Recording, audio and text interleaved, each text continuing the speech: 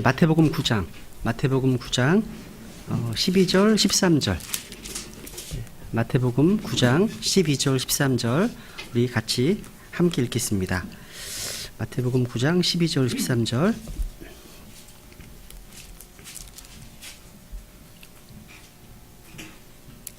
시작.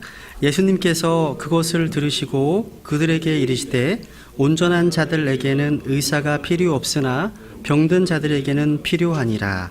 오직 너희는 가서 내가 긍휼을 원하고 희생물을 원치 아니하노라 하신 말씀이 무슨 뜻인지 배우라. 나는 의로운 자들을 부르러 오지 아니하고 죄인들을 불러 회개하게 하려고 왔노라 하시니라. 아멘. 나는 의로운 자들을 부르러 오지 아니하고 죄인들을 불러 뭐 하기 오셨다고요? 회개하게 하려고 오셨다. 밑줄. 이 킹제임 성경에서만 이게 들어와 있습니다. 다른 성경에서는 회개가 빠져 있죠. 그죠? 회개가 삭제되어 있다는 거죠. 그러니까 회개가 어디 갔어요? 이게 뭐 NIV나 다른 영어 성경도 마찬가지예요. 다 회개가 삭제됐다는 거죠. 이 회개는요, 구원의 교리에 있어서 너무나도 중요한 주제입니다. 예수님께서는 죄인들을 단지 부르러 오신 것만이 아니라 회개를 통해서 생명을 주시기 위해서 오신 것입니다. 그래서 사도행전 11장에 보면 생명에 이르는 회개라는 표현이 나오는 거예요. 생명에 이르는 회개. 그래서 우리가 앞으로 이제 구원론 시간을 통해서 이 회개 문제를 다룰 터인데, 이제 그러기 앞서 먼저 죄가 무엇인지 한번 정확하게 알고 있어야 됩니다. 네, 잠깐 기도하고 시작하겠습니다. 은혜와 긍휼이 풍성하신 살아계신 주 하나님, 주님의 은혜에 감사를 드립니다. 이 시간 저희들 하나님 말씀 앞에 나왔습니다. 이 말씀을 통해서 하나님이 어떠한 분이신지, 저희들이 어떠한 존재인지 잘 깨닫고 하나님을 의지하고 하나님을 더 사랑하고 하나님을 두려워하는 가운데 우리의 남은 생애들을 주님을 영화롭게 하는 삶이 될 수 있도록 인도해 주시옵소서. 심히 부족한 자가 주의 말씀을 증언할 때 주의 영으로 충만하게 채워주셔서 이 주님의 말씀의 사역들을 잘 감당할 수 있도록 주님의 영광을 위해서 역사해 주시기를 간절히 간구드립니다. 존귀하신 주의 예수님의 이름으로 간절히 기도드렸습니다. 아멘. 이 죄의 교리는요, 이제 조직신학에서 이제 죄론, 하마시알로지라는 단어를 쓰는데요, 이 죄에 대한 성경적 교리라고 얘기할 수 있습니다. 그러니까 이 주제를 이해하는 것은 너무나도 중요합니다. 왜냐하면 우리가 받은 구원을 올바르게 이해하기 위해서는 먼저 죄에 대한 정확한 이해가 선행되어야 합니다. 죄가 무엇인지에 대해서. 그래서 오늘날 복음을 전하는 방식을 보면 이 죄를 하나님께서 어떻게 보시는지를 설교하기보다는 다른 방식으로 이해한다는 데 문제가 있어요. 오늘날 하나님의 진노나 하나님의 어떤 심판, 지옥에 대한 메시지 이런 것들을 회피하고 이 죄의 문제를 단순히 어떤 인간적인 연약한 모습 또는 뭔가 어떤 이루지 못한 성취 이런 것들과 같이 사람들에게 좀 인기 있는 방향으로 제시한다는 거예요. 죄를 얘기할 때. 성경에서 죄가 무엇인지를 분명히 알아야지 그 죄로부터의 구원의 필요를 의식하는 거예요. 그죠? 그래서 이제 오늘날 그런 죄에 대한 그 약화된 메시지 때문에 이 구원의 계획 자체를 어떤 자아 성취나 단순히 더 나은 삶을 이루는 것으로 만들어 버렸다는 겁니다. 이것은 성경에서 말씀하고 있는 구원 계획이 아니에요. 여러분, 그 유명한 이제 복음이 기록되는 이제 고린도 15장에 보면 2절에 보면 바울이 그런 얘기를 하잖아요. 내가 받은 것을 무엇보다 먼저 너에게 전하였다고.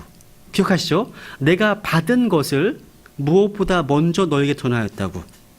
그러니까 오늘 많은 이제 설교자들이 바울이 전했던 은혜의 복음을 전하지 않는 이유는 그 복음을 받지 못했기 때문인 거예요. 그러니까 그들이 받은 것들은 신유나 번영신학, 성공 이런 것들. 그러니까 이런 것들을 받았기 때문에 받은 걸 얘기하는 거죠. 똑같습니다. 만약에 제가 이 강단에서 그런 치유나 은사 집회 이런 축복 성령 이런 것들을 선포한다면 제가 그것들을 받았기 때문에 그런 거예요. 근데 우리는 받은 것을 전하게 되어 있습니다. 그러니까 제 입술에서 예수 그리스도의 십자가와 부활이 증언된다면 그것을 제가 받았기 때문이에요. 여러분이 전하지 못한다면 두 가지 중에 한 가지죠. 한 가지는 내가 못 받았기 때문에. 복음을 내가 경험하지 못했기 때문이고 또 한 가지는 불순종 때문에 누군가 사람들을 의식하기 때문에 전하지 못하는 것. 두 가지 이유밖에 없습니다. 그러니까 받지 못하면 전할 수 없어요. 잘못된 것을 받으셨으면 잘못된 것을, 잘못된 교리를, 잘못된 복음을 전하게 됩니다.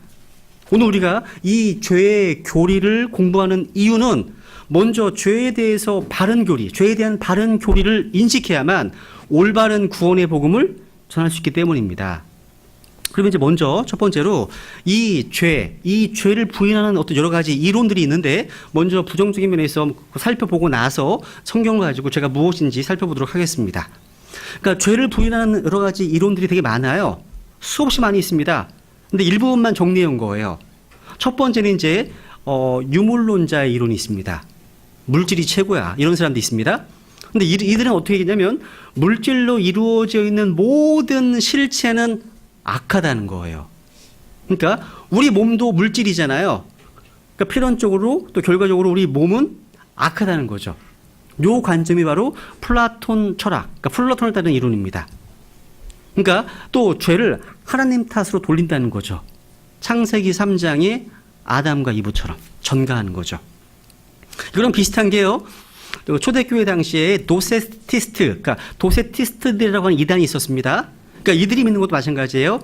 예수님께서 실제적으로 육체의 몸을 가질 수 없었다고 믿는 겁니다. 왜냐하면 몸이 악한 거니까. 이게 도세티즘이라고 하는 이단입니다. 그러니까 이들은요, 예수 그리스도의 인성과 고난들은 뭐 그런 거 그럴듯해 보이지만 실제는 그게 아니야. 이렇게 믿습니다. 그러니까 사도들이 보았던 것은 그냥 환영일 뿐이라는 거죠. 진짜가 아니라는 거예요.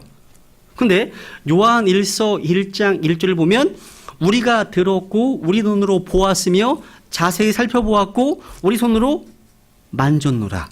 예수 그리스도에 대해서 이렇게 언급하고 있습니다. 또 디모데전서 3장 16절에 보면 하나님께서 육체로 나타나셨고 말씀하십니다. 육체로요. 그래서 우리가 죄와 연관돼서요, 이 플래시, 육신이라는 용어가요, 성경적인 용례가 문자적인 어떤 고깃덩어리, 인체로서의 어떤 실체일 뿐만 아니라 아담의 옛 본성, 죄성을 언급하고 있다는 것을 이해하는 게 필요합니다. 그래서 창세기 6장 확인해 볼까요, 한번? 창세기 6장.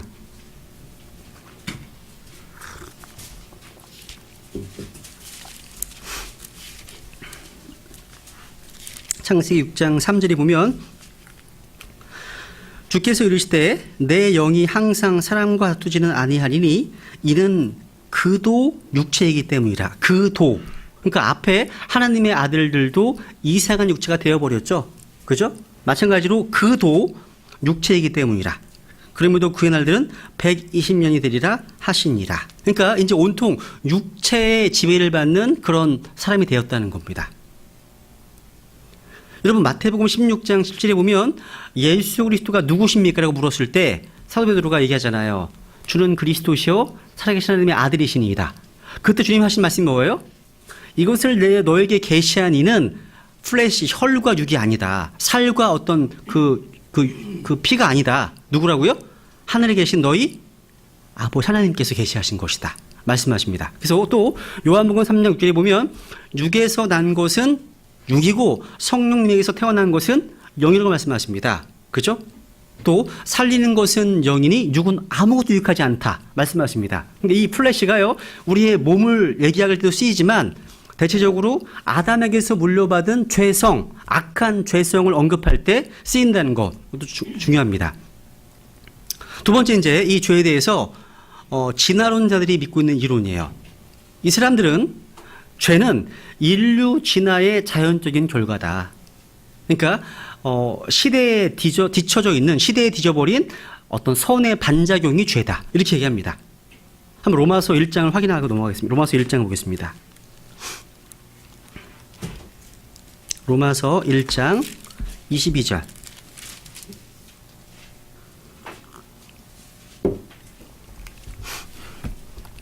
로마서 1장 22절.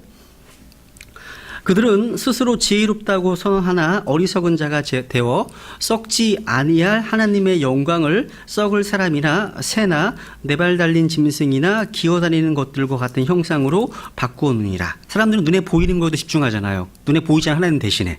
그죠? 그리고 28절에 보면 또한 그들이 자기 지식 속에 하나님 두기를 싫어하며 하나님께서도 그들을 버림받은 생각이 내주사 합당하지 못한 그 일들을 행하게 하셨으니 쭉 얘기하시죠. 그리고 맨 마지막 절 32절 여러 가지 죄악들을 이제 열거하시면서 32절 그들이 이런 일들을 행하는 자들은 죽어야 마땅하다는 하나님의 심판을 알고도 같은 일들을 행할 뿐 아니라 그런 일들을 행하는 자들을 기뻐하느니라. 이러한 죄악들을 행하는 자들은 죽어야 마땅하다. 이것이 하나님의 심판입니다. 그런데 진화론자들이 주장하는 이론은 뭐냐면 죄는 무엇인가를 만들고 진보하는 데 있어서 좋은 거라는 거예요. 그래서 오늘날 성경적이고 전통적인 가치관들이 무너지는 겁니다.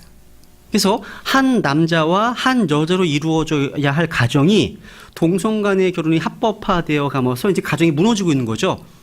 이것은 진보가 아니에요. 이것은 발전이 아닙니다. 타락일 뿐입니다. 오히려 영적인 퇴보일 뿐이라는 거죠.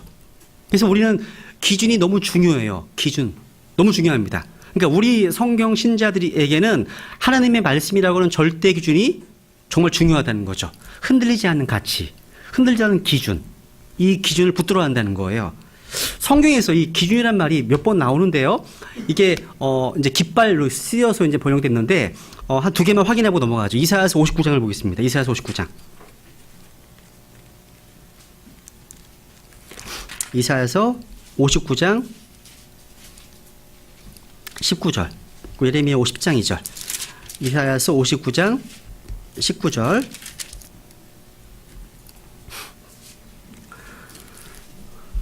그러므로 그들이 서쪽에서부터 주의 이름을 두려워하고 해 뜨는 곳에서부터 그분의 영광을 두려워하리니 원수가 홍수같이 올 때에 주의 영께서 군기를 들어 올리사 그를 치시리로다.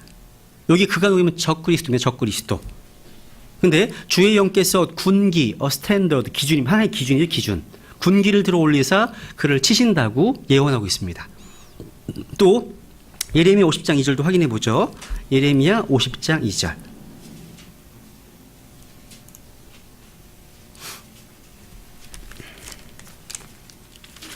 예레미야 50장 2절.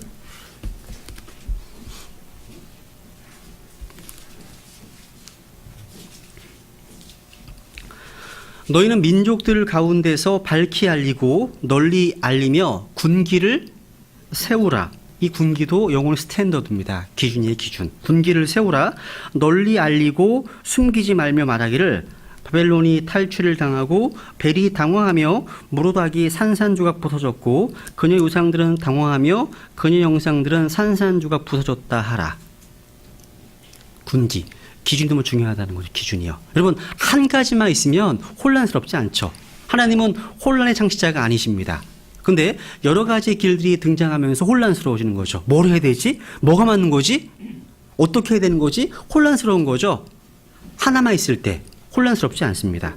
근데 너희는 민족들 가운데서 밝히 알리고 널리 알리면 군기를 세우라. 군기를 세우라. 우리 이 군기 기준을 붙들어야 되겠죠. 어떤 기준? 무오한 기준. 그게 바로 킹제임스 성경이라는 거예요. 킹제임스 성경. 이제 세 번째는 이제 아주 경박한 이론인데요. 이 사람들은 이제 죄를 농담으로 아주 유머러스하게 아주 단순한 문제로 치부한다는 거죠.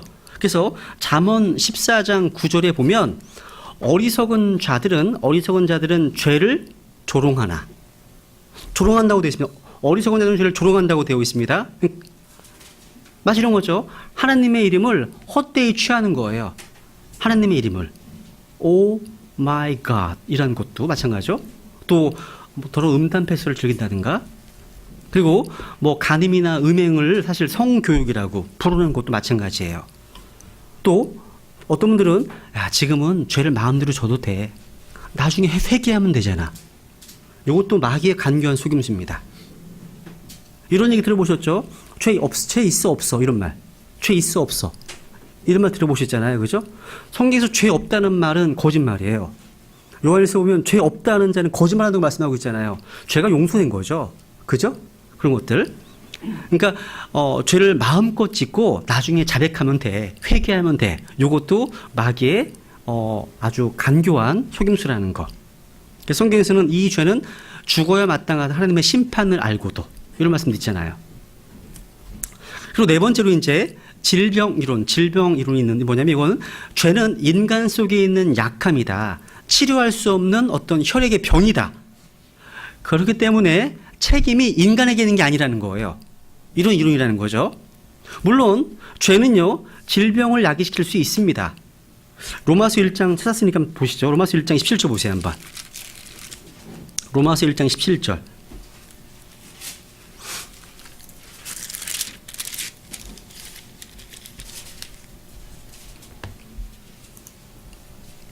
로마서 1장 17절. 남자들도 이와 같이 본래대로 여자 쓰기를 버리고 서로를 향해 욕정이 부릴 듯하여 남자가 남자와 더불어 보기 흉한 짓을 행함으로 자기 잘못에 합당한 보응을 자기 속에 받았느니라.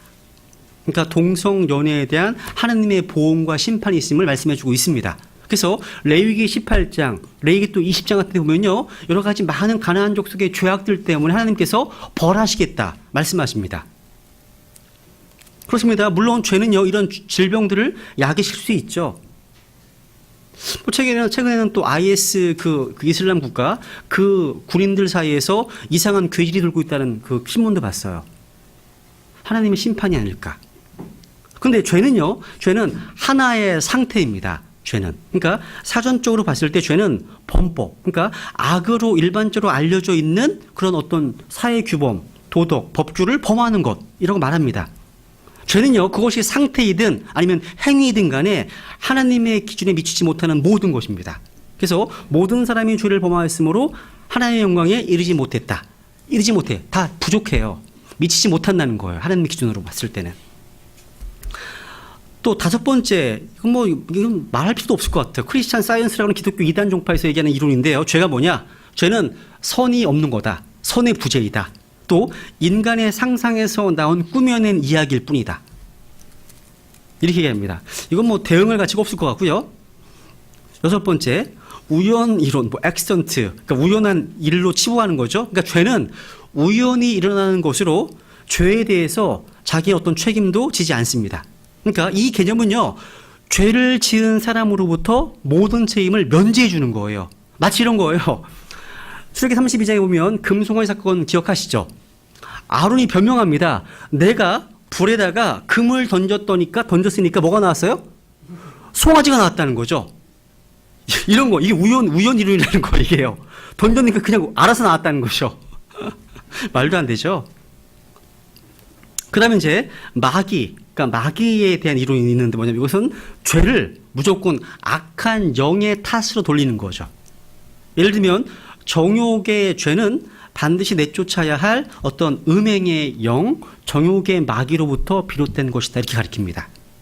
근데 반드시 그런 것은 아닙니다. 그러니까 자신의 욕심 때문에 짓는 죄들도 상당히 많이 있습니다.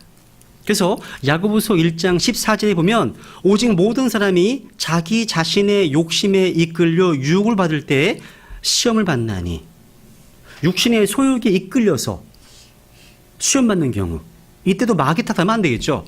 그래서 갈라디아서 5장에 보면 16절에 보면 성령의 소욕과 육신의 욕심이 서로 싸운다고 되어 있죠. 서로 어떤 것을 내가 더 많이 먹이는가에 따라서 육신에게 질 수도 있고 또 성령님께 복종할 수도 있고 여러분의 삶이 육신에게 기회를 많이 주잖아요. 육신을 더 많이 먹이잖아요. 그러면 성령 충만할 수 없습니다. 성령을 소멸시키게 될 수밖에 없습니다. 그래서 속 사람을 먹여야 되겠죠. 하나님의 말씀의 양식으로. 지금까지 봤던 이런 죄에 대한 잘못된 이론들에는 공통점이 하나 있습니다. 공통점이 뭐예요? 파악하셨어요? 적혀 있지 않나요? 뭐냐면 그 죄에 대한 어떠한 책임도 어떠한 비난도 죄인으로부터 면제시켜주는 데 있어요.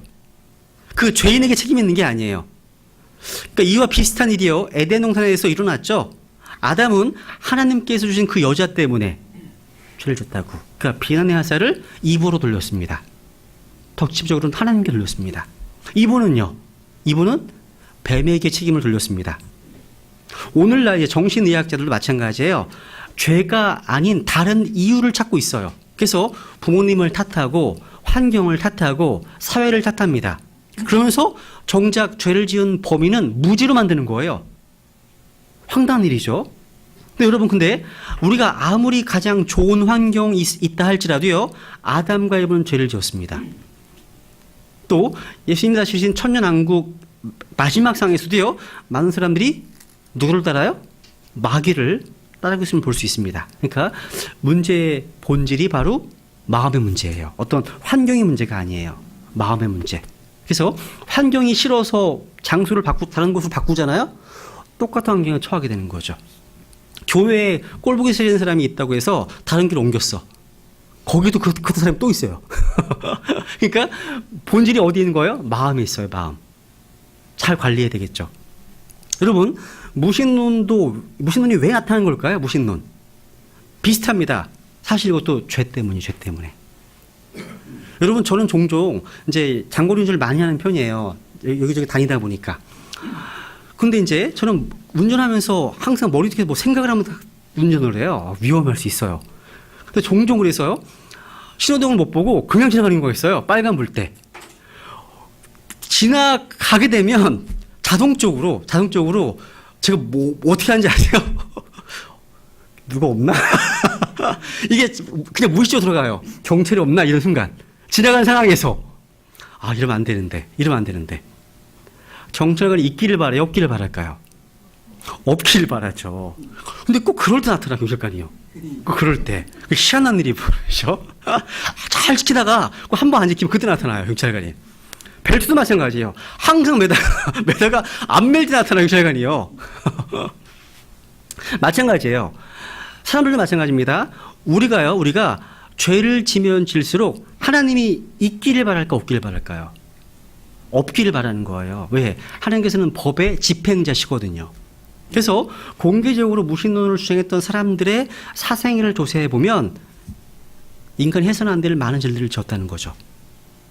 근친상간을 했거나 동성연애를 했거나 이런 일을 많이 졌습니다. 그래서 그 양심의 고통을 벗어나고자 하나님이 없다고 소리치는 겁니다. 그래서요, 여러분, 그 영국 옥스퍼드 대학의 한 교수가요, 하나님을 부인하는 책을 썼습니다. 기독교를 모독한 책을 썼어요. 근데 책이 너무나 많이 팔렸습니다. 우리나라도 번역이 됐거든요. 스스로도 놀랐어요. 이게 많이 팔릴 줄 몰랐거든요. 떼돈을 벌었습니다. 그래서 그 돈을 어디에다 쓸까 고민하다가 결국 무신론 광고를 하자. 그래서 영국 전역에요, 운행하는 800여 편의 버스에다가 도배를 했습니다. 그래도 돈이 남아가지고요, 스페인과 독일에도 광고하고 한국에도 하려고 시도하다가 기독교단체에서 반대하는 바람에 한국에는 못했다고 그럽니다. 그런데 이렇게 기독교를 모독하고 반대했던, 하나님을 공개적으로 부인했던 그 학자가 어떻게 광고했는지 아세요? 광고한 게 신문에 났는데 보니까 이렇게 되어 있습니다. 재밌었어요. 아마도 신은 없을 것이다. 하나님은 없을 것이다. 걱정 말고 인생을 즐기라. 이런 내용이에요. 근데 제가 눈에 띄었던 단어가 프라버블이라는 단어예요. 아마도라는 단어. 아마도래. 아마도가 빠졌으면, 그러니까 자기 마음속에 사실은 모든 사람에게는 하나님의 의식이 있거든요. 그거를 지우려고 애쓴 것 중에 한 가지 무신론입니다. 무신론이에요. 그러니까 왜 하나님이 없다고 그럴까요? 하나님이 있으면 내가 책임 있는 도덕적인 존재로 부담이 되잖아요. 책임져야 될 분이 계시니까. 그러니까 하나님을 부인하는 이유는요, 인생을 마음껏 즐기며 살자는 거예요. 그러니까 모신에 나온 그 원인도 알고 보면 죄라는 거예요. 죄. 두 번째 보세요. 두 번째, 이제 이 죄에 대해서 성경은 이렇게 말씀하십니다. 그러니까 성경에 의해서 이 죄가 어떤 것인지 말씀하고 있는데, 로마서 3장 10절에 보면 이것은 기록된 바 의로운 자는 없나니 단 한 사람도 없으며, 또 23절에 보면 모든 사람이 죄를 지어 하나님의 영광에 이르지 못하다고 되어 있습니다. 이 죄는요, 성경에서 가장 커다란 주제 중에 하나입니다. 이 죄라고 하는 진홍색 줄이요, 창세기 3장에서부터 요한계시록 20장에 이르기까지 성경 전체, 인류 역사 전체에 걸쳐 나옵니다. 이 죄가요. 이 죄는요, 뱀, 사탄의 간교함으로 우리에게 들어왔죠. 그죠? 죄는요, 하나님께서 말씀하신 것을 의심하고 또 바꾸고 끊는 부인함으로 죄가 시작된 것입니다. 즉, 죄는요, 하나님의 말씀에 대한 불신, 그 말씀에 대한 거부에서 시작됐습니다. 여기에서부터 문제가 발생한 것입니다. 세상 사람들은요, 이 죄를 어떤 형법상의 죄로 생각합니다. 어떤 범죄로. 근데 또 성도님들은 어떤 죄의 목록을 생각하는 경향이 있습니다. 근데 죄는 어디서부터 비롯되었습니까? 죄는 이미 마음속에서부터 결정된 거예요. 그러니까 하나님의 말씀을 믿느냐 안 믿느냐라고 하는 반응으로 이미 마음에서 결정된 겁니다. 창세기 3장에서 뱀이 한 마리 뭐예요? 제일 처음 한 마리 하나님의 말씀에 대한 의심을 불러일으키는 질문하지 않았습니까? 그래서 성경에 보면요, 이제 죄를 여러 가지로 계시하고 있습니다. 찾아보시면 정리해봤는데, 우선 창세기 4장 7절에 보면요, 죄가 문에 엎드러져 있다 이렇게 표현하고 있습니다. 창세기 4장 7절에 보면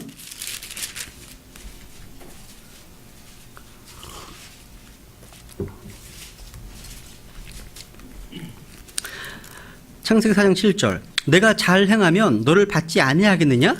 그러나 내가 잘 행하지 아니하면 죄가 문에 엎드려 있느니라.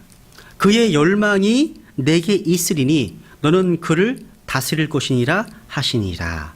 잘 행하지 아니하면 죄가 문 앞에 문에 엎드려 있답니다. 잘 행하는 게 뭐예요? 창세기 3장 21절에 보니까 하나님께서는 자기 죄를 가리려면 피의 어떤 희생물, 하나님의 방식대로 나와야 되는데 하나님께서 계시해 주신 방식대로 나오지 않았습니다. 카인은요. 그죠? 자기 생각대로 나왔죠? 그죠? 그러니까 이 카인의 마음이 하나님께 올바르지 않았다는 거예요. 마음에 담겨있지 않고 믿음으로 드린 게 아니었습니다. 그러니까 경건의 모양은 있어요. 하나님의 성품의 모양은 있지만 그 권능은 경험하지 못했다는 거죠. 카인은요. 그래서 하나님께서 헌물을 거부하셨을 때 이 카인이 분노했습니다. 마음속에 이 분노, 원망, 시기가 있었죠. 근데 사탄이 그런 것들을 이용했다는 거예요. 그래서요, 에베소 4장 27절에 보면 마귀에게 틈을 두지 말라. 마귀에게 틈을 주지 말라 말씀하십니다. 그리고 로마서 6장 14절에 보면 너희가 율법 아래 있지 아니하고 은혜 아래 있으므로 죄가 너희를 지배하지 못하리라 말씀하십니다. 그러니까 인간의 몸이 장막이기 때문에 문은 그 입구임을 암시해주고 있는 거예요. 두 번째로 이 죄에 대해서, 죄는 창세기 18장 20절에 보시면 소돔과 고모라의 죄가 심히 중함으로, 심히 중하다 이렇게 표현하고 있습니다. 심히 중하다. 이 단어는 웹스터에 보면 아주 great라는 단어로 정의하고 있어요. 심히 크다는 거예요. 심히 중하다는 것. 또 민수기를 볼게요. 민수기 32장을 보겠습니다. 이 죄를 또 이렇게 표현하고 있습니다. 민수기 32장 23절. 유명한 구절이죠. 민수기 32장 23절.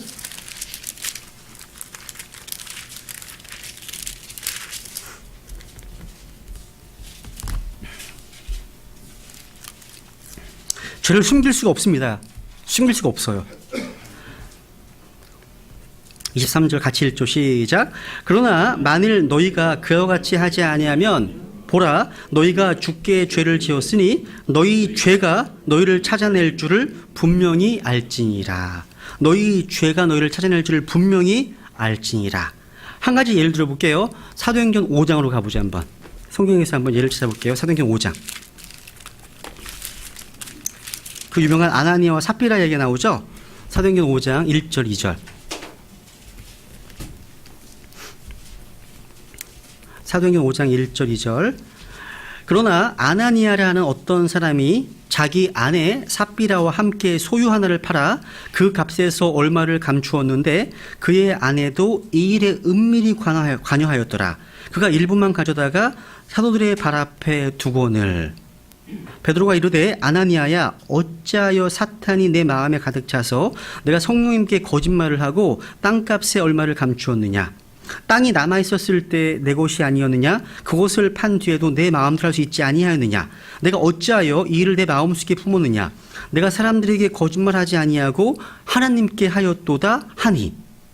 여러분, 자기 소유를 팔아서요 교회에 내는 일은 강제 조항이 아닙니다. 그죠? 이건 율법이 아닙니다. 얼마를 내든지 상관이 없어요. 정직하게요 자원하는 마음으로 자발적으로 하는 게 중요하죠. 근데 아나니아는요 교회를 속였습니다. 일부를 감춰뒀어요. 그러면서 이것이 전부인 것처럼, 전부를 드리는 것처럼 내어놓았다는 거죠.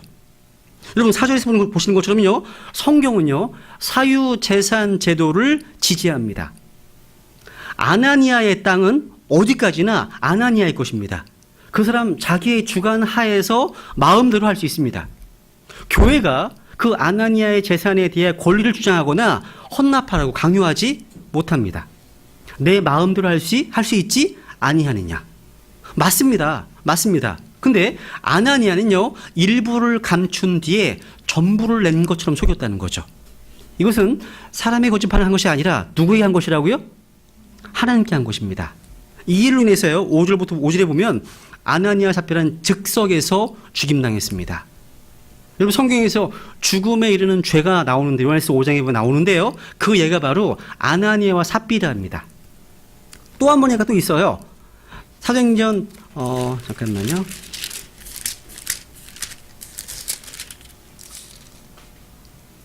12장 보세요. 12장. 여기도 또 하나 나옵니다. 사도행전 12장 보면 22절, 사도행전 12장 22절에 이제 헤롯이 이제 연설을 하잖아요. 그렇죠? 21절. 한 정해진 날에 헤롯이 왕복을 차려입고 자기 왕자에 앉아서 그들에게 연설하니 백성이 환호하며 이르되 그것은 신의 음성이요 사람의 음성이 아니라 하거늘 그가 영광을 하나님께 돌리지 아니하므로 주의 천사가 곧 그를 치매 그가 벌레들에게 먹혀 숨을 거두니라.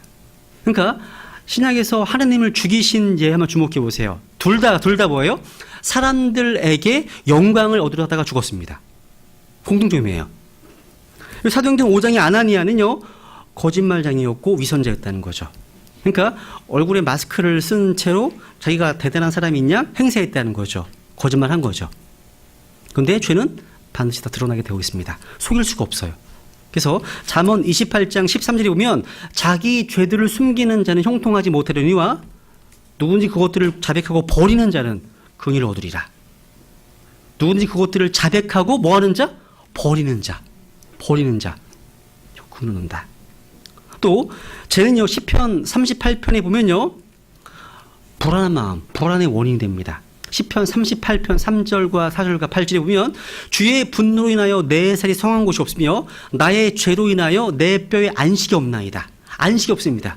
또 그 불법들이 내 머리, 나에게 무거운 짐 같으므로 내가 감당이 너무 무겁다. 또 내 마음이 불안하다 말씀하십니다. 죄로 인해서 마음이 불안한 거예요.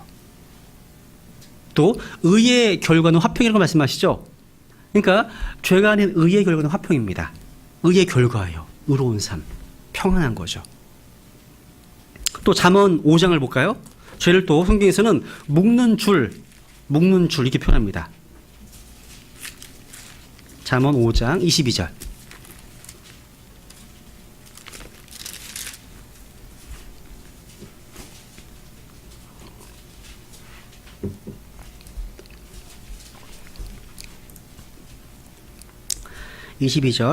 사악한 자는 스스로 자기 불법들에 걸리며 자기 죄들의 줄에 매이리니.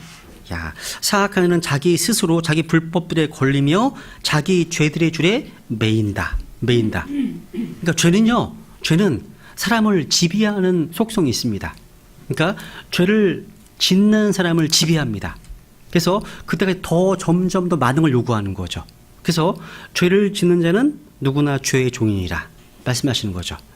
그러니까 여러분 이것이 진리라는 걸 어떻게 알 수 있습니까?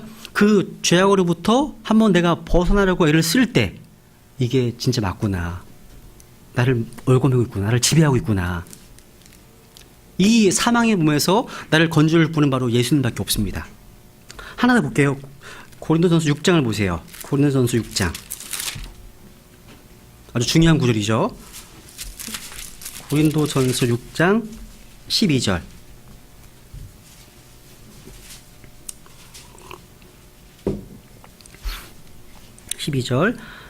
같이 읽죠. 시작. 모든 것이 내게 적법하나 모든 것이 적절하지는 아니하며 모든 것이 나를 위해 적법하나 내가 어떤 것의 권능 아래에도 놓이지 아니하리다. 여러분, 구원받은 그리스도인은요, 무엇이나 할 수 있는 자유가 있어요. 우리는 율법 아래 있지 아니하고 은혜 아래 있습니다. 우리는요, 율법과는 아무런 상관이 없는 절대적으로 자유로운 사람입니다. 그래서 무슨 일을 하건 간에 합법적이다, 이런 말이에요.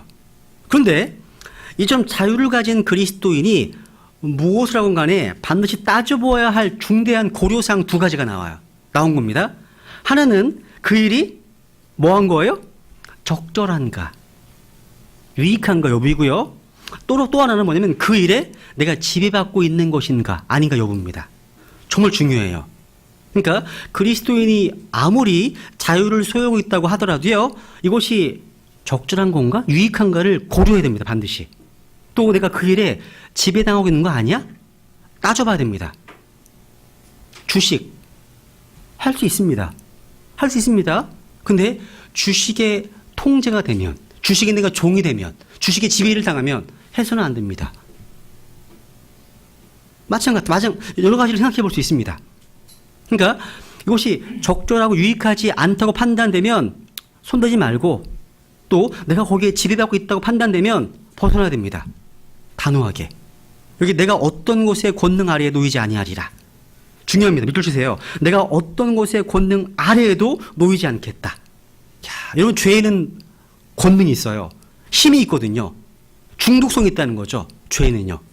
그러니까 바울의 말에는요, 내가 어떠한 것에도 지배받지 않겠다. 그러니까 하나님만이, 예수 그리스도만이 나의 주인이시다. 내가 그분의 지배를 받겠다. 그 외에 그분과 나 사이가 어떤 것도 가운데 있게 하지 않겠다. 그런 얘기입니다. 바울의 의지죠. 담배의 종이 됐다, 술의 종이 됐다, TV의 종이 됐다, 포르노의 종이 됐다, 커피의 종이 됐다, 어떤 스포츠, 음악 마찬가지예요. 그러니까 이런 것들에 중독되어서 그것들의 지배되어서는 안 된다는 걸 성경이 가르침입니다. 중요해요. 그러니까 구원받은 그리스도인들은요, 무엇이나 할 수 있지만 그 무엇에도 지배되어서는 안 됩니다. 지배를 받아서는 안 됩니다. 또 적절하지 않은 것, 유익하지 않은 것은 하면 안 되겠죠. 그래서 내가 지배받지 않고 유익하지 않음으로 하지 않을 수 있는 자유, 이것이 바로 그리스도인이 소유한 참된 자유의 의미예요. 이걸 남용하면 방종되는 겁니다. 그래서 우리가 은혜 아래 있다고 해서 은혜 아래 있는 그리스도인들이 율법의 지배를 받지 않는다는 것은 곧 이것이 유익한 일인가, 적절한 일인가, 또 한 가지 내가 지배받고 있는 것이 아닌가, 두 가지를 제외하고 할 수 있다는 자유, 그걸 얘기를 합니다. 그래서 이러한 자유를 누리는 사람이 성숙한 그리스도인입니다. 이런 자유. 또 잠언 13장을 보겠습니다. 잠언 13장. 이 죄는요, 파멸의 원인이 됩니다. 이런 죄를 두려워하셔야 돼요. 성경에 죄는 쾌락이 있습니다. 죄의 쾌락이 성경에 나오죠. 그런데 이 죄의 결과는 파멸입니다. 두려운 거예요. 잠언 13장 6절. 물론 우리가 하나님께 죄를 자백하면 용서해 주시죠. 그죠? 우리 또 용서해 주시잖아요. 그런데 그 결과는 우리가 부담져야 됩니다. 잠언 13장 6절. 같이 읽죠. 시작. 의는 길이 곧바른 자를 보호하나 사악함은 죄인을 뒤덮으니라. 사악함은요, 죄인의 모든 것을 뒤엎어버립니다. 이게 건강 문제든 그 사람의 인격이든 뒤엎어버립니다. 이 죄는요, 궁극적으로 그 혼을 불의 호수로, 지옥으로 떨어뜨립니다. 이 죄 때문에. 그리고 이제 또 죄는 아주 부패시키는 겁니다. 에스겔서를 볼게요. 에스겔서 28장에 보면요, 에스겔서 28장 17절. 에스겔서 28장 17절. 이 크로프트라는 단어, 부패시킨다, 썩게 했다. 이 단어가 제일 처음으로 이루어졌던 자가 루시퍼입니다. 루시퍼예요. 잘 보세요. 28장 17절. 내 아름다움으로 인하여 내 마음이 높아졌으며 내 광채로 인하여 네가 네 지혜를 부패시켰은즉 내가 너를 땅에 던지고 왕들 앞에 두어 그들이 너를 바라보게 하리라. 내가 내 지혜를 부패시켰은즉 누구예요? 루시퍼입니다. 루시퍼. 그러니까 이 부패의 어떤 최초 부패된 자 바로 루시퍼입니다. 루시퍼. 그래서 부패한 성경의 근원은 마귀에게 있어요. 부패한 마귀로부터 온 거예요. 부패한 성경은. 또 고린도후서 11장 3절에 보면 그러나 뱀이 자기의 간교함으로 이불을 속인 것 같이 어떠한 방법으로든 너희 마음이 그리스도 안에 있는 단순함에서 떠나 부패될까 내가 두려워하노라. 부패될까 두렵다 말씀하십니다. 또 이 죄는요, 죄는 화의 원인이 됩니다. 화의 원인. 이사야서 30장 1절에 보면 주가 말하노라 반역하는 자들에게 화가 있을지어다. 그들이 내게서 나지 않은 계획을 세우며 내 영으로 말미암지 않은 덮개로 덮나니 이로써 그들이 죄의 죄를 더하는도다. 이 죄는 바로 재앙의 원인입니다. 화의 원인이라는 거예요. 또 이 죄는요, 이사야서 59장 1절 2절에 보시면 영적 사망의 원인입니다. 영적. 오직 너희 불법들이 너희와 내 하나님 사이를 갈라놓았고 너희 죄들이 그분의 얼굴을 너희에게 숨겼으므로 그분께서 듣지 아니하시리라. 하나님과 우리를 갈라놓은 영적 사망의 원인이 되었죠. 또 예레미야 5장을 볼게요. 예레미야 5장 25절 축복을 다 제거합니다. 예레미야 5장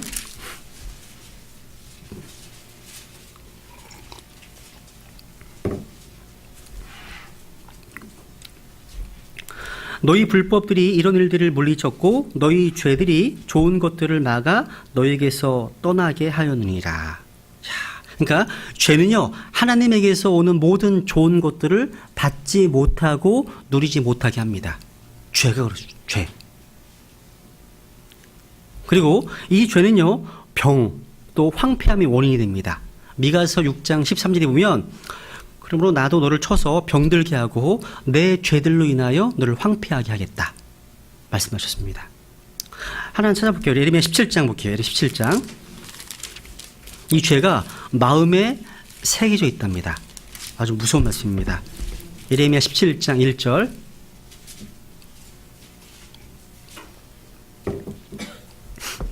같이 읽죠. 시작.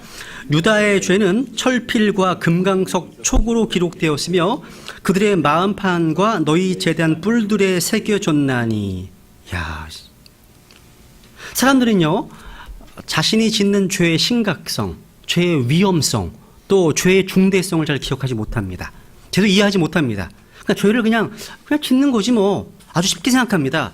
그런데 우리가 짓는 죄는요, 모든 죄는 다 하나님 앞에 기록되고 새겨집니다. 두려운 거예요. 우리가 예수 그리스도의 피로 깨끗함을 입지 않는다면 우리는 심판석에서 견딜 수 없을 겁니다. 하나님은요, 죄를 기억하시고 기록하시는 분이십니다. 얼마 전에 아이폰을 사용하는 사람들의 기록들은 다 추적된다고, 그 사람이 뭘 했는지 다 추적된다고 얘기하더라고요. 기록이 된대요, 다. 사람도 그걸 하는데 하나님 못 하실까요? 하나님도 하시죠. 주님은 심판자십니다. 심판자. 그래서 신앙의 심판에 보면, 그 내용에 보면 죽은 자들이 자기 행위들에 따라서 책들에 기록된 그것들에 근거해서 심판을 받았더라 말씀하십니다. 기록되고 있습니다. 하나님께서요, 책들에 기록한 모든 내용은 내 마음판, 그러니까 자신의 마음판에 기록된 것과 정확히 일치할 겁니다. 근데 무엇으로 죄를 씻습니까? 예수님의 피밖에 없습니다. 또 말씀의 물로 씻어야 되겠죠. 근데 하나님은 유다의 죄를요, 철필과 금강석 촉으로 기록하셨답니다. 그들의 마음판에 기록하셨답니다. 그래서 그들이 찾아오는 제단 뿔들이 새기셨답니다. 여러분, 제단 뿔은 몇 군데가 있죠? 뿔이 몇 개가 있어요? 네 군데가 있죠. 네 군데가 있습니다. 그러니까 제단 뿔은요 밧줄로 희생물들을 묶는 곳이에요. 그래서 시편 118편 27절에 보면 하나님은 주시로다 그분께서 우리에게 빛을 보이셨으니 밧줄로 희생물을 매되 어디에 매라고요? 제단 뿔들에 맬지어다 말씀하십니다. 근데 유다는요 자신들이 짓는 죄를 대신해서 드려지는 희생물을 드리지 않았습니다. 그래서 그 뿔들에 죄가 기록되고 말았다는 거예요. 자, 이건요 구원받은 성도가요 하나님 앞에 해야 될 일을 하지 않으면 그것이 도리어 우리에게 죄가 됨을 보여주는 겁니다. 욥은요 한번 볼게요. 욥기 19장도 볼게요. 비슷한 말씀이 하나 있습니다. 욥기 19장에 보면 자신의 억울함을 토로하면서 이렇게 얘기를 합니다. 욥기 19장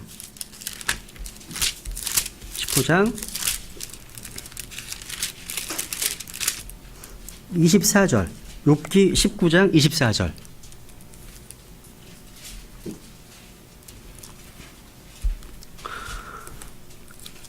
그것들이 철필과 나무로 바위 위에 영원토록 새겨진다면 좋으리로다. 욥은 자신의 억울함을 토로하면서 이렇게 말씀했습니다. 죄는요 우리의 양심, 우리 마음판에 새겨집니다. 사도 바로 율법 없이 죄를 범한 이방인들은 그 양심에 모든 것이 기록된다고 말씀하고 있죠. 그죠? 그래서 하나님께서 우리의 죄를요 마음판에 기록하시게 하지 않으려면 우리가 먼저 뭘 해야 될까요?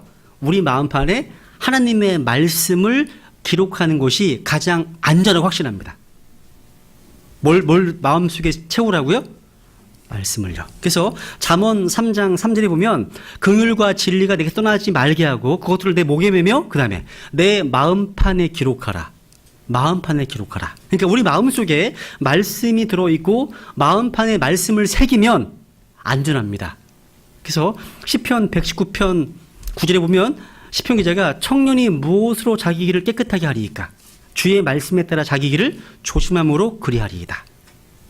그러니까 그 말씀이 죄로부터 우리를 지키는 유일한 안전책이라는 거죠. 두 번째로 이제 이 죄에 대해서 피조물에 의해서 인용된 창세기를 볼까? 창세기 3장을 보죠. 창세기 3장 17절. 아담의 죄로 인해서 지금 땅이 저주를 받았죠? 그죠? 창세기 3장 17절.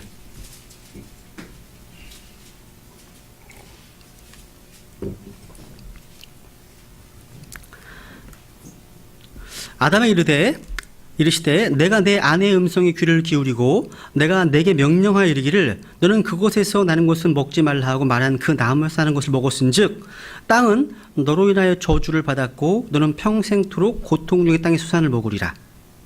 또한 땅이 내게 가시덤불과 엉겅퀴를 내리라.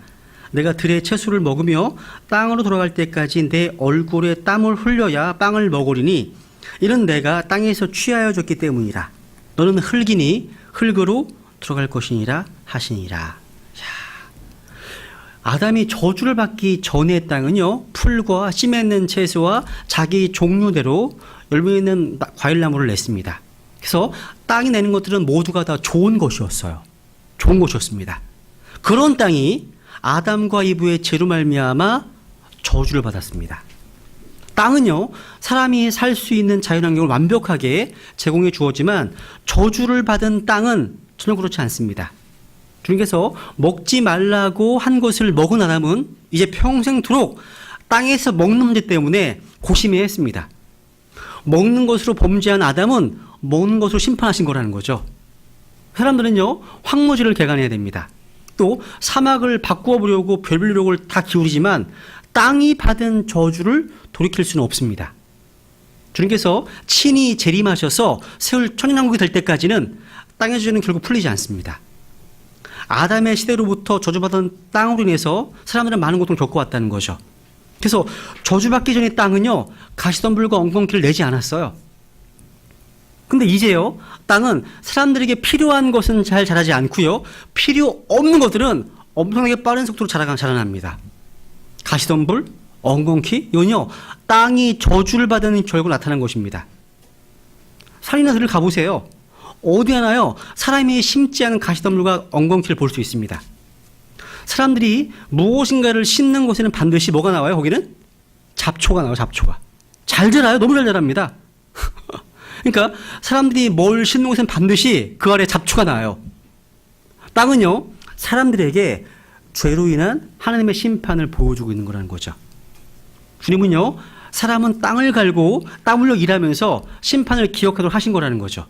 그 사람들이 제초제를 막 뿌리고 비닐로 땅을 덮고 별력으로 다 기울이지만 땅에서 사는 엉겅퀴, 잡초, 가시 등은요, 어떻게 할 수가 없습니다. 계속해서 땅이요, 저주의 산물을 내놓고 있다는 거죠. 그래서 로마서 8장도 보세요. 로마서 8장. 이게 신음하고 있답니다. 저주받은 창조물이 신음하고 있다고 말씀하고 있죠. 로마서 8장 21절.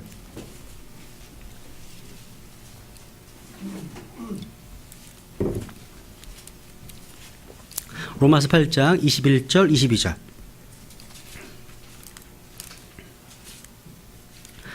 이는 창조물 자신도 썩음의 속박에서 해방되어 하나님의 자녀들의 영광스러운 자유에 이를 것이기 때문이라.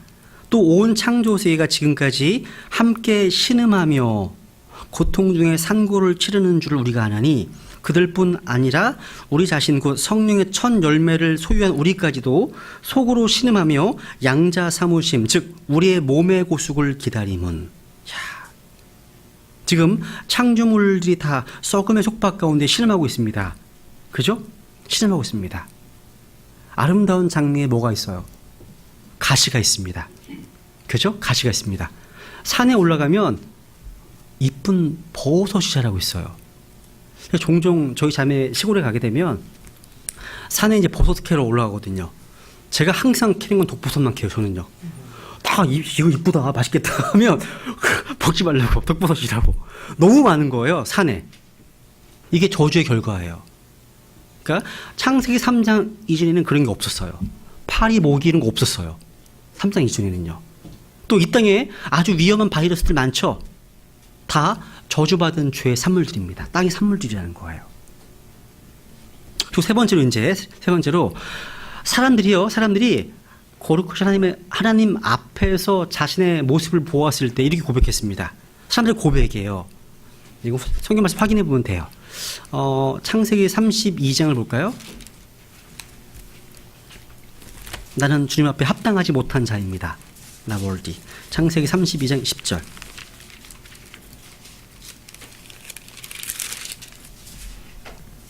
10절. 지금 야곱이 하나님 앞에 고백합니다. 10절. 나는 주께서 주의 종에게 보여주신 모든 긍휼과 모든 진리 중 가장 작은 것도 감당할 수 없사오니 내가 내 지팡이만 가지고 이 요단을 건넜으나 지금은 두 때나 이루었나이다. 야, 보세요. I'm not worthy. 스스로 고백하는 거예요. 난 하나님 앞에 합당하지 않습니다. 난 감당하지 못하겠습니다. worthy. 여러분, 경배가 뭐예요? 경배. 우리의 경배를 받기에 합당하신 분께 엎드려 굴복하는 게 경배예요. 엎드려 굴복하는 거예요. 절에 가도 다 엎드리고 굴복하고요. 이슬람교도 다 엎드려 굴복하는 거 보이시죠? 근데 유독 기독교만 편하게 앉아서 예배드리고 있죠. 달라요. 그래서 계시록 4장 11절에 보면 오 주여 주는 영광과 존귀와 권능을 받기에 합당하시오니 thou art worthy, O Lord. worthy. 합당하다고 되어 있습니다. 우리 인간은 합당하지 않습니다. 감당할 수 없어요. 네, 하나님 앞에 있을 때 죄인이기 때문에. 또 욥기에 한번 두 구절 볼까요? 욥기 두 구절 보면 하나님 앞에 있을 때 욥이 고백합니다. 난 하나님 앞에 정말 비천한 자라고. 욥기 40장 4절. 욥기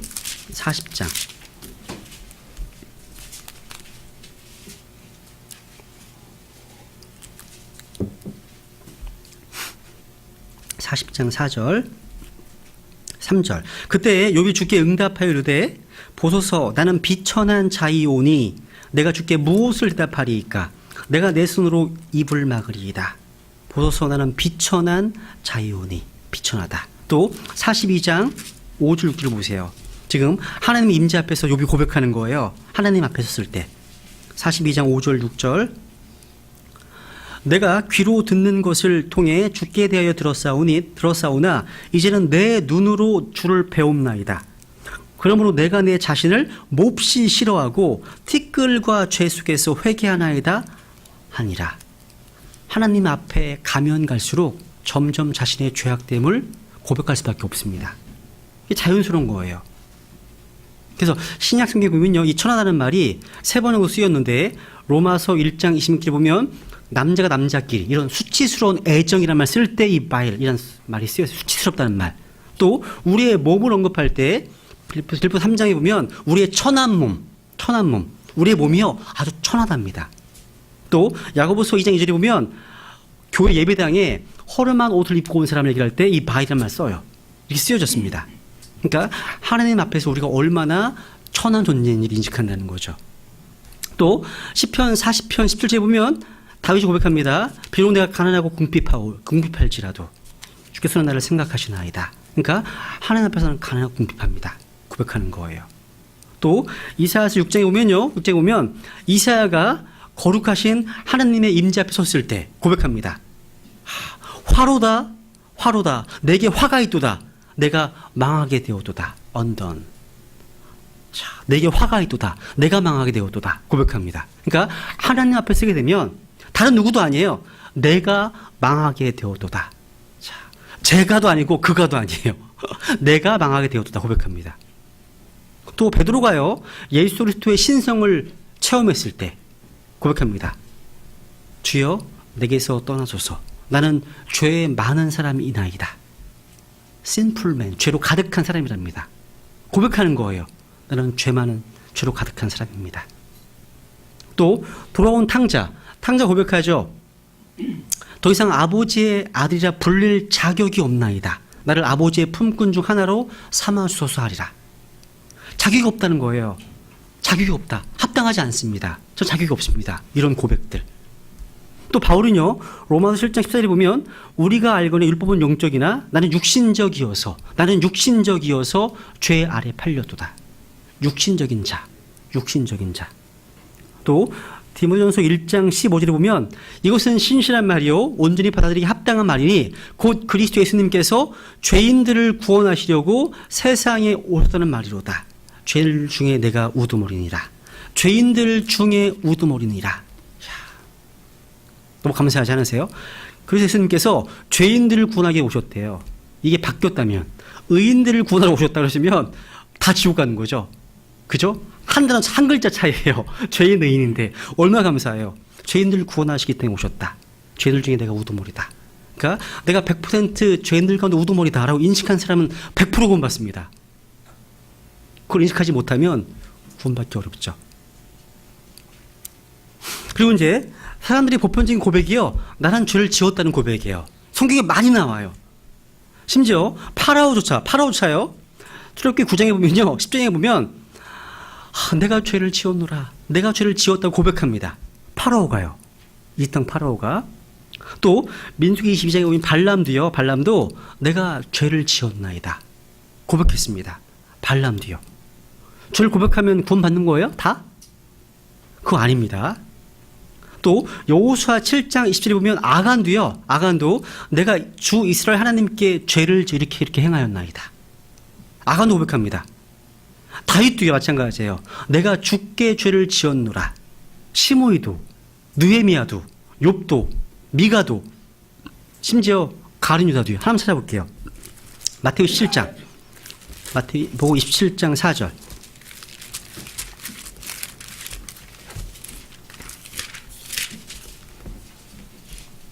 마태복음 27장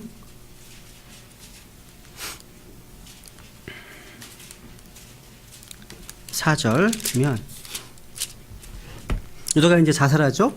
찾아보면 이르되 내가 무죄한 피를 배반하여 넘김으로 뭐 했다고요? 죄를 지었노라 하니 그들이 이르되 그것이 우리가 무슨 상관이 있느냐 내가 그것과 상관하라 하거늘.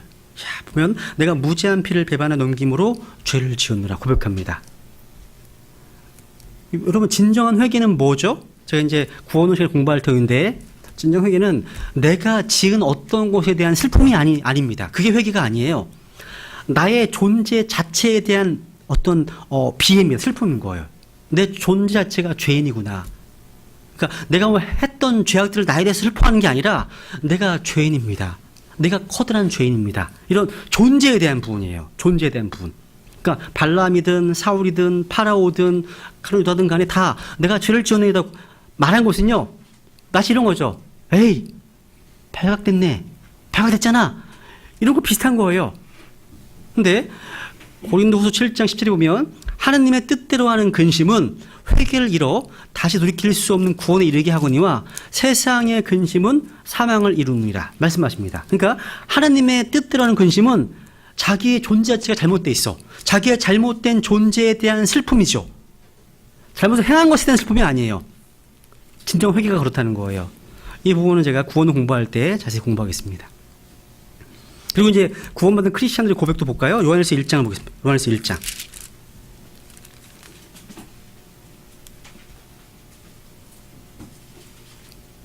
요한일서 1장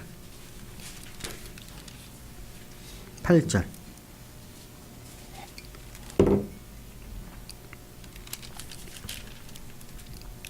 만약 우리에게 죄가 없다고 우리가 말하면 우리가 우리 자신을 속이며 또 진리가 우리 속에 있지 아니하니라. 죄 없다? 그렇게 하면 뭐라고 얘기하는 거예요 지금? 속이는 거래요 자신을요. 진리가 우리 속에 있지 않는 거랍니다. 만약 우리가 우리의 죄들을 자백하면 그분께서 신실하시고 의로우사 우리의 죄들을 용서하시며 모든 불의의 소리를 깨끗하게 하시니라.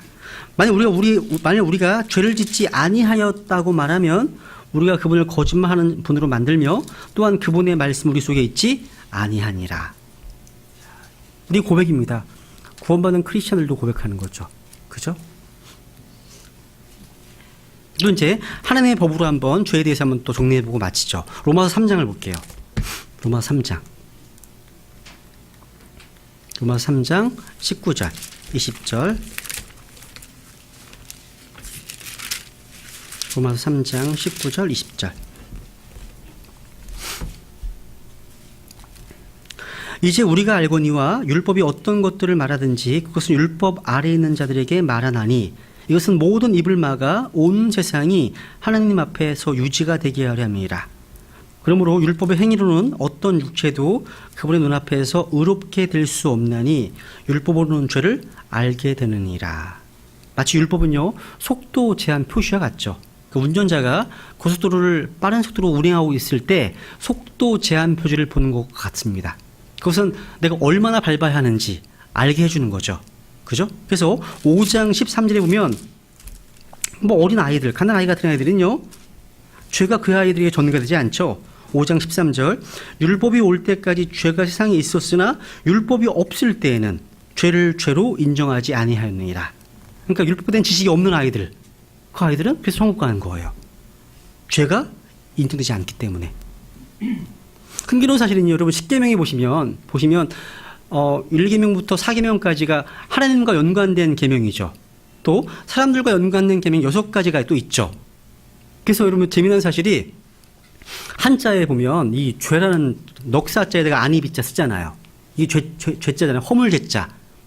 넉사자에 아니비자. 재밌지 않아요? 뭐가 재밌냐면 4가지. 하나님과 연관된 계명 4가지가 아닌 게 죄인 거예요. 다른 말로 하면 죄는요. 하나님과 깨어진 관계라고 할 수 있어요. 죄는 하나님과 깨어진 관계가 죄예요.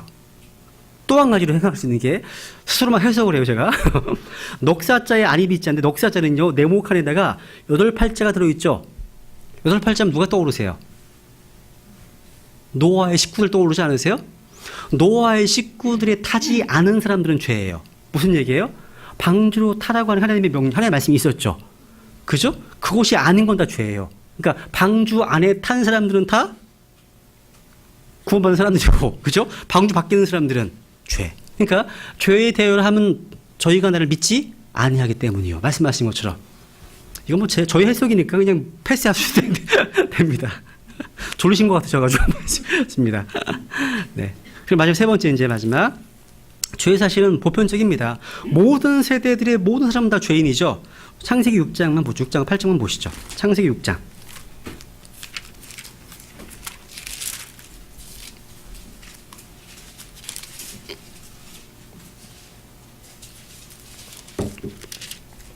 창세기 6장 5절.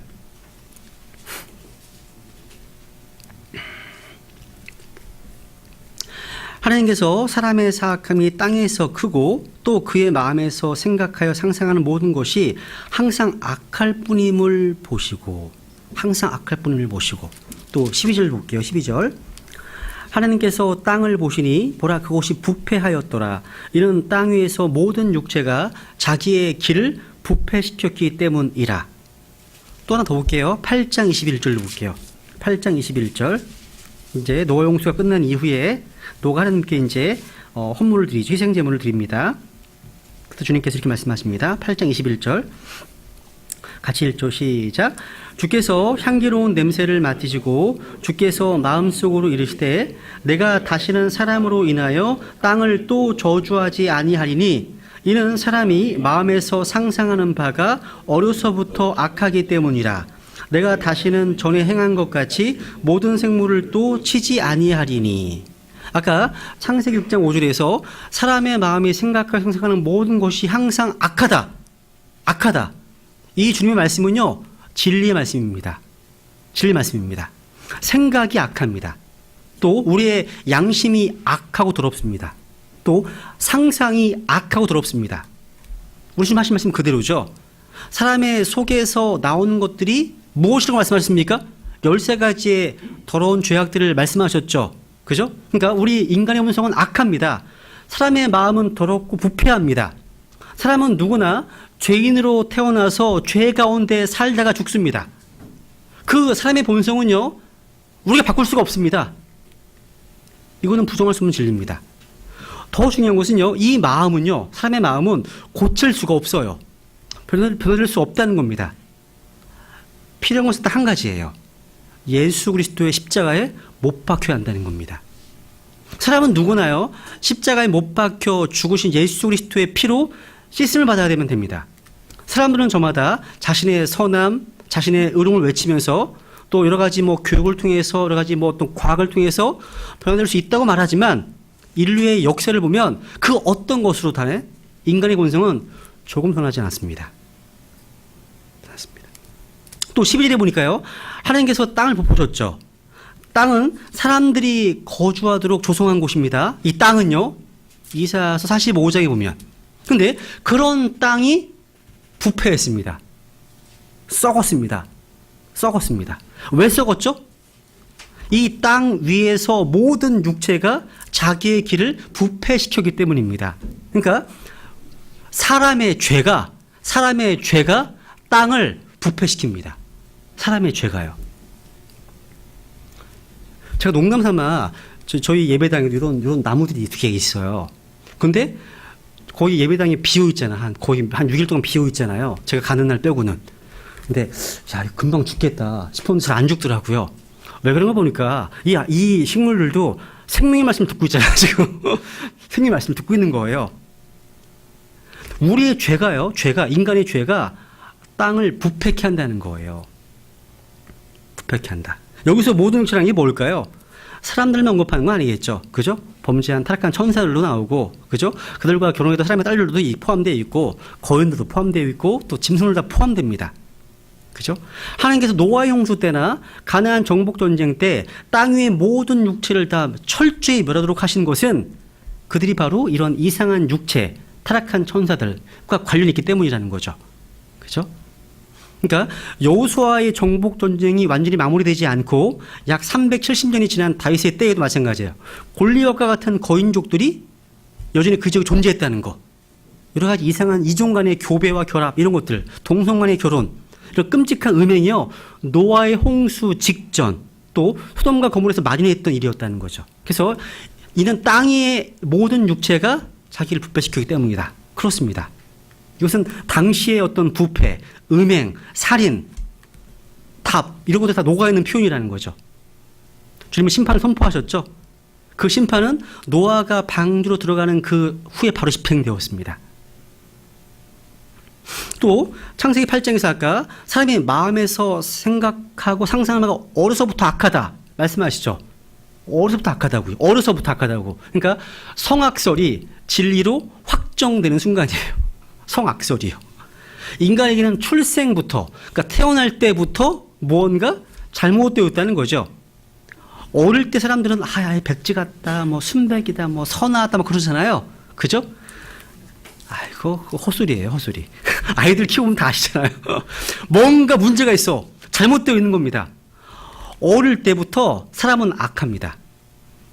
이것은요, 뭐 철학자나 뭐 심리학자나 종교 창시자의 견해나 정의가 아니라 주 하나님의 판단입니다. 창조주의 판단이라고요. 그래서 주님께서는요, 예레미야 17장 9절에 보니까 마음은 모든 것보다 거짓되고 극도로 사악하니 뭐가요? 마음이 누가 곧 살 수 있으리요? 성경 어디를 펴봐도요, 사람의 선함이나 의로움, 거룩함을 증언하는 것은 없습니다. 오늘날의 현대 교육은 사람은 어려서부터 마음이 악하다, 생각, 상상, 부패해 있다, 이런 기본적인 진리를 무시함으로 시작됩니다. 마치 사람은요, 기본적으로 선하다는 것, 아무런 문제가 없다는 인식을 바탕으로 교육한다는 것, 문제가 있어요. 달라요, 달라. 주님은 선한 사람은 한 사람도 없다라고 선언하셨습니다. 또 바울은요, 내 육신 안에, 내 안에, 내 육신 안에 선한 것이 거하지 아니한 줄을 내가 아노니 말씀하십니다. 인간이 생각하는 것, 눈, 입, 혀, 마음, 생각, 손, 발, 길, 다 문제가 있어요. 한번 콩코던스에 찾아보세요. 전 찾았는데 찾아서 확인해 보시면 다 부정적입니다. 죄악되다는 거예요. 이게 우리 인간의 실존입니다. 인간은 태어나면서부터 잘못되어 있다는 거예요. 그 어떤 것도 고칠 수 없어요. 오직 다시 태어나는 길밖에 없다는 거죠. 그래서 너희가 반드시 다시 태어나야 한다 말씀하신 겁니다. 여기는 또 아무런 예외가 없습니다. 솔로몬이 고백했잖아요. 열왕기상 8장 46절에 보면 죄를 짓지 않는 사람이 없사오니, 예외가 없습니다. 여기는 나이 제한도 없어요. 똑같습니다. 오늘은 여기까지 죄의 사실만 하고 다음 주에는 죄의 본성에 대해서 말씀을 전하겠습니다. 이상입니다.